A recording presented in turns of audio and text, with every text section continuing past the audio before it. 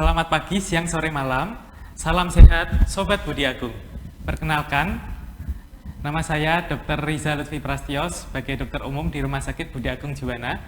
Dan narasumber pada kali ini Dr. Diah Mustika Kurniatri, Magister Manajemen Rumah Sakit, spesialis mata. Benar ya dokter? Iya, benar. Terima kasih dok. Terima kasih ya dokter. Disapa dulu dokter Sobat Budi Agungnya dok. Halo Sobat Budi Agung. Oke dokter, untuk 10 menit ke depan kita nanti akan membahas mengenai penyakit mata yang sering terjadi pada anak gitu dok. Oke. Bersedia nggih dokter?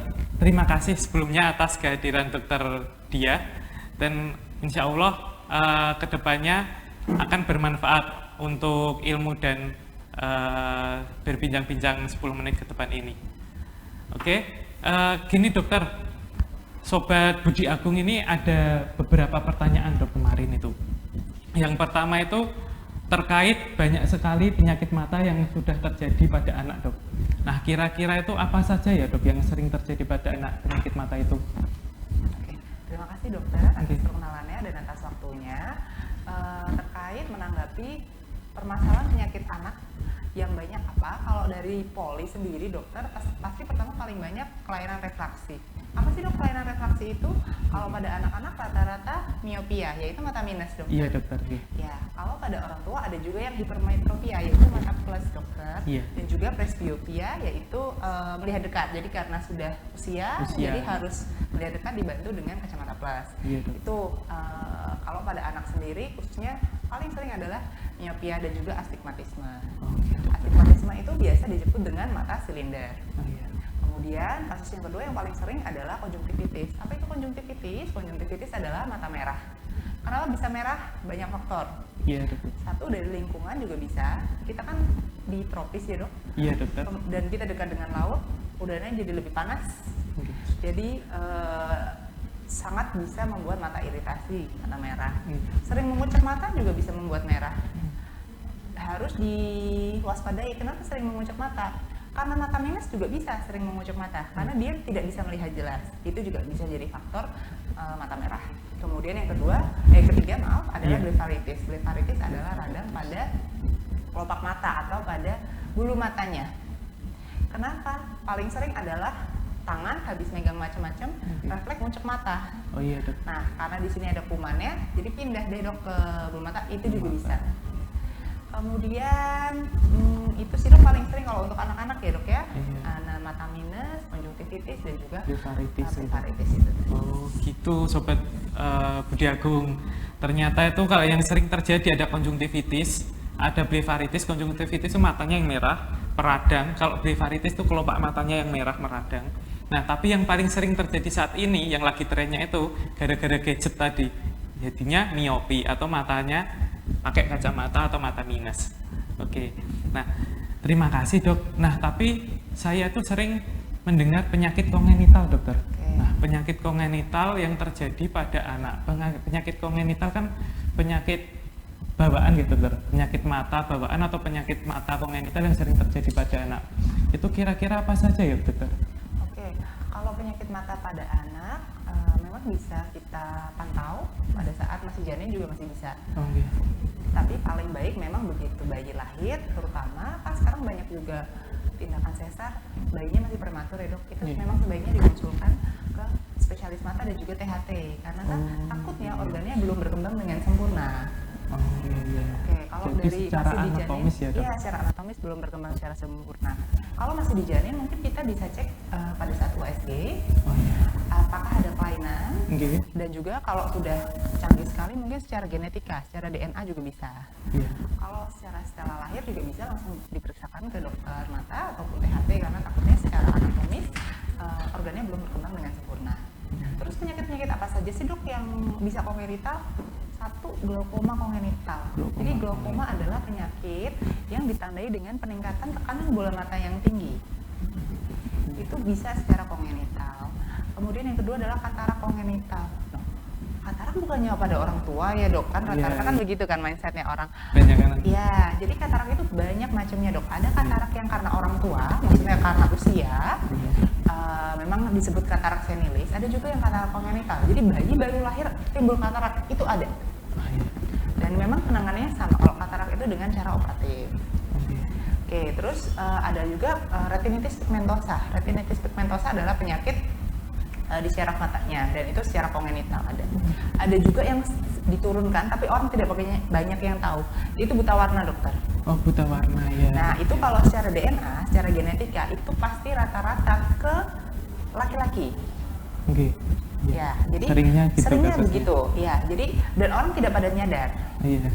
Biasanya bisa juga yang membawa adalah gen ibu, tapi ternyata anaknya laki-laki jadi turun semua juga bisa. Jadi di ibunya resesif, jadi ibunya masih bisa melihat warna, jadi tidak merasa bahwa keluarga saya nggak ada kok yang buta warna misalnya seperti itu.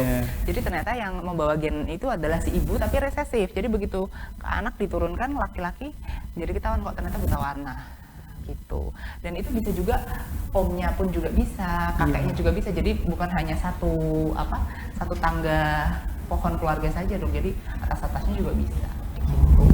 Orang banyak yang belum menyadari nih bahwa ternyata buta warna juga turunan ya. Gitu. Baik dokter, nah berarti penyakit kongenital pada mata itu bisa kita deteksi secara dini ya dok, melalui USG ya dok? Bisa. Secara anatomis tapi gitu? Secara anatomisnya bisa, cuman memang kalau baiknya memang begitu janin lahir langsung diperiksa juga boleh dok. Nah, kalau secara masih di janin mungkin lebih ke misalnya seperti mikroftalmia atau anoftalmia, jadi bola matanya tidak terbentuk, itu bisa juga langsung ketahuan dari janin. Cuman kalau begitu lahir kan memang kalau katarak atau glaukoma memang ada pemeriksaan lain lagi seperti pemeriksaan lensa matanya, terus pemeriksaan tekanan bola matanya yang harus diperiksa saat janinnya sudah lahir dokter. Jadi pada saat masih BBLR lah ibarat katanya ya, bayi baru lahirnya gitu. Oke dokter, untuk itu dok mau tanya lagi dok, yang buta warna dokter, buta warna itu apakah kira-kira bisa sembuh atau tidak dok? Kan banyak orang itu, wah ini anak saya buta warna, dimakan wortel terus, minum jus wortel terus, nah apakah itu bisa sembuh atau tidak dok? Oke, jadi buta warna itu sebenarnya dibagi paling dikelompokkan secara superficial itu paling nggak dua dok, total dan parsial. Kalau buta warna total itu benar-benar nggak bisa lihat semua preferensi warna. Iya dok. Kalau buta warna sebagian itu hanya 1-2 warna yang tidak bisa melihat. Kita kelompokkan bisa biru, hijau, dan merah. Ya rata-rata itu.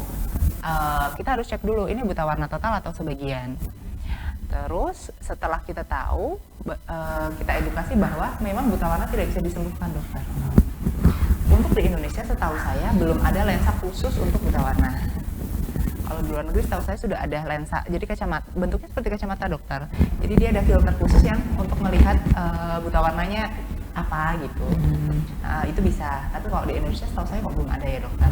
Kemudian dia tidak bisa disembuhkan memang dokter. Jadi memang harus diedukasi kepada pasien dan keluarga kalau memang anak atau pasien terbukti buta warna ya diedukasi untuk kedepannya bagaimana. Karena kan mungkin ada beberapa batasan di kerja, sekolah, kayak gitu kan tidak bisa ke semua sektor ya dokter. Misalnya ASN gitu kan, mohon maaf mungkin tidak bisa, dokter mungkin tidak bisa. Polisi TNI ya, juga itu bisa. mungkin tidak bisa. Jadi memang harus diketahui dari awal sebagai penerimaan. Kemudian kita harus, berarti kedepannya harus memilih yang tidak boleh dan tidak bisa. Baik dokter, tadi kan udah kita bahas tentang penyakit yang sering terjadi pada anak, penyakit mata yang sering terjadi pada anak, terus penyakit kongenital, terus penyakit turunan juga kita bahas, contohnya tadi buta warna. Kalau penyakit kongenital kan tadi ada glaukoma, ada juga katarak gitu. Nah, ini dok yang lagi hits, lagi tren-trennya dok. Sobat Budi Agung ini kemarin bertanya juga dok tentang gadget dokter. Nah, tentang gadget. Ini kan akhir-akhir ini dari semua usia, mulai dari balita, SD, SMP, SMA itu banyak yang menggunakan gadget. Balita saja ini sekarang sudah menggunakan gadget dok, ternyata dok. Untuk makan ternyata dok. Biar dia mau makan ternyata harus dikasih gadget dok. Terus SD, SMP, SMA sekarang kan sudah paperless banyak yang paperless. Terus menggunakan laptop, banyak menggunakan komputer, banyak menggunakan kayak tablet gitu semacam itu. Nah, itu kira-kira lamanya anak boleh melihat gadget itu berapa menit atau berapa jam ya dok? Oke, jadi sebenarnya dok, permasalahan gadget ini itu satu dunia mengalami permasalahan yang sama. Oh iya dokter. Apalagi semenjak COVID ya dok. Iya dokter, Nah, benar dok. Kan tidak mungkin kita stop anak untuk melihat gadget, apalagi waktu COVID kan untuk pembelajaran ya. Kita tetap Iya, harus betul. sekolah, dapat informasi juga kita dari gadget. Iya. Kemudian kita juga mungkin untuk yang sudah dewasa bekerja di sektor-sektor pemerintahan atau kesehatan kan juga Zoom segala macam lewat gadget. Dan itu kan tidak mungkin kita hentikan. Iya dok. Jadi memang ini sudah menjadi permasalahan dunia bahwa permasalahan kelainan refraksi karena sindrom melihat gadget terlalu lama itu bertambah itu di seluruh dunia. Jadi Seluruh mata dunia. minus juga bertambah. Kemudian kelelahan mata juga bertambah. Iya. Kita ada sebutannya computer vision syndrome. Computer Jadi vision memang diagnosis yang dikarenakan terlalu lama menggunakan gadget. Computer vision syndrome. Nah, seberapa lama sih dok sebaiknya penggunaan gadget itu sendiri? Iya, Karena kan betul. kita tidak mungkin memutus ya untuk tidak bisa menggunakan gadget sama sekali. Sebaiknya dok, kita klasifikasikan dulu sesuai usia. Kalau misalnya di bawah 2 tahun, Oh iya. kalau bisa sama sekali tidak gadget. Iya, dok. Kecuali mungkin kan sekarang zamannya video call ya dok ya. Iya, dok. Mungkin pisah rumah dengan kakek Ah. neneknya boleh lah kita Iya. sesekali video call untuk anak di bawah 2 tahun.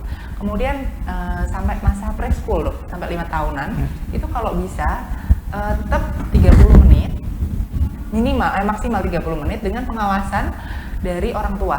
Pengawasan di sini bukan hanya mengenai kedekatan gadget tapi juga sumber-sumber informasinya. Maksudnya begini, misalnya dia katakanlah dia melihat kartun dok, Iya. dengan kecepatan tertentu Iya dok. itu juga akan menjadikan anak perkembangan untuk bahasanya kurang. Iya. Jadi nanti jatuhnya kayak speech delay dan segala Soalnya macam. nggak komunikasi dua arah ya Nggak dok. komunikasi dua arah Iya. dan juga kecepatan dia mengikuti apa yang ada di kartun misalnya itu terlalu cepat. Iya, Jadi iya. anak belum bisa mencerna. Iya benar dok. Gitu. Jadi memang ada pilihan-pilihan kartun mungkin nanti berkolaborasi juga dengan dokter anak ya yang tahu panduan-panduan mungkin kartun atau tontonan yang bagus tuh apa, karena kan dari seleksi warna juga bisa, karena kan terlalu mencolok itu juga tidak baik dok. Terus terlalu cepat karena nanti menjadikan anak speech delay dan segala macam. Kemudian anak sekolah nih dok, SD, SMP lah katakanlah. Itu kalau bisa memang tetap 1-2 jam per hari, cuman kita punya rules yang namanya 20-20-20. Oh iya. Apa itu? 20-20 dok. Ya, Iya dok. jadi 20 menit melihat dekat, Iya dok. kita sebenarnya istirahat 20 detik saja cukup. Iya dok. Dengan cara, karena ini rumus luar negeri, jadi 20 feet. 20 feet itu sama dengan 6 meter. Jadi kalau kita melihat dekat 20 menit, itu sebenarnya sudah harus istirahat 20 detik dengan cara melihat jauh 6 meter. Iya. Tapi kan kita kadang suka lupa ya dok, kalau orang lagi fokus ngerjain apa, Iya. 1-2 jam berlalu. Baru habis kerasanya, oh mata saya kok pedes, mata saya kok kering gitu. Padahal sebenarnya kalau kita membiasakan 20-20-20 tadi, insya Allah matanya menjadi less keluhannya. Jadi misalnya matanya mengurangi risiko ya, mengurangi Dok. risiko juga seperti mata kering, mata lelah gitu. Oke dokter. Terima kasih banyak dok. Ya. Teman-teman, sobat Budi Agung, ada rules 20-20-20. Rules 20-20-20 itu 20 menit kita lihat harus istirahat dulu. Nah setelah itu 20 detik kita istirahat. Nah setelah 20 detik kita istirahat itu dengan cara melihat 20 langkah atau secara hitungan meternya itu 6 meter. Jadi setiap kita melakukan lihat gadget 20 menit, kita harus istirahat 20 detik dengan cara melihat sekitar sekiranya 6 meter ya teman-teman gitu.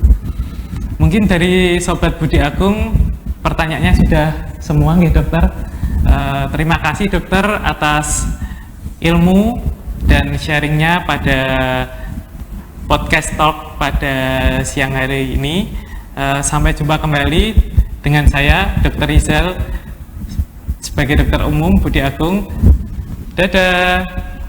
Semoga ilmunya bermanfaat. Semoga ilmunya bermanfaat teman-teman.